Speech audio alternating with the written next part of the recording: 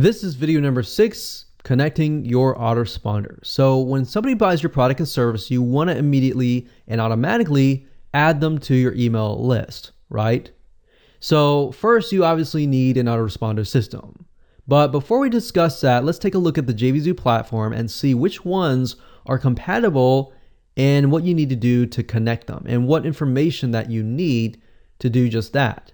Okay, so if we refer back to our edit product details and you go under the autoresponder integration, you can see the ones that are compatible. We have SendLane, we have Market Hero, we have GetResponse, SendReach, Imnica Mail, and Aweber API. Now, as far as the ones that we recommend and that we have tested and we really like, it's GetResponse and Aweber API. Now, the nice thing about these integrations is all you have to do is pick one, and then it'll tell you, okay, to get your API key, do this. What we need to do is get our API key. So what is an API key? An API key is a key that you are given as a user. So everybody has their own API key. Do not share your API key with anybody else, because if they know it, they can do a lot of things. To get your API key in GetResponse, click on My Account and then use the GetResponse API key. So if we go over here and we log in and you go up at the top, you click on Account Details, you click that link, and then on the left-hand side, you're going to see a menu and you click on API key.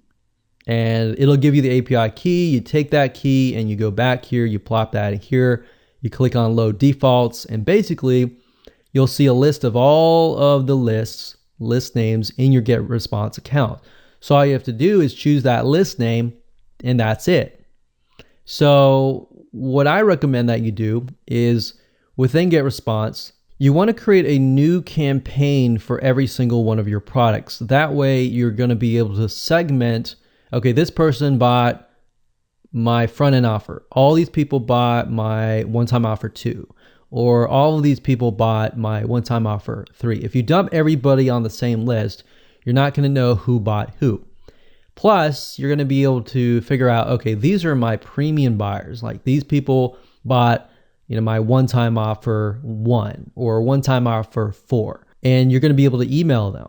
You can email them updates to your product or that one-time offer. You can communicate them without having to communicate with everybody else. So essentially, it's good to segment your list. So I'm not going to show you how because it's a long process, but within GetResponse, within a Aweber account, you can create new lists. So you have to create the list first, and then the list will actually appear over here when you load defaults.